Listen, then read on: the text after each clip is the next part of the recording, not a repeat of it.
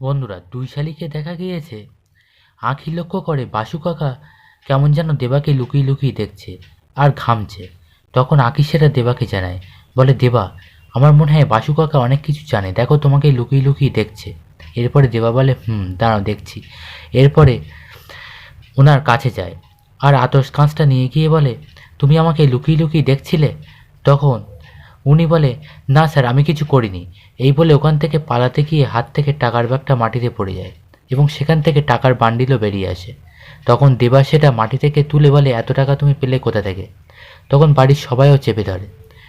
তখন উনি দৌড়ে এসে গৌরবের জেঠুর হাতে পায়ে ধরে, বলে, আমার নাতির অপারেশনের জন্য অনেক টাকার দরকার ছিল, তাই আমি পিআরকে স্যারের কথায় এই কাজ করেছি বড়দা, আমার ভুল হয়ে গেছে, আমাকে শাস্তি দিন।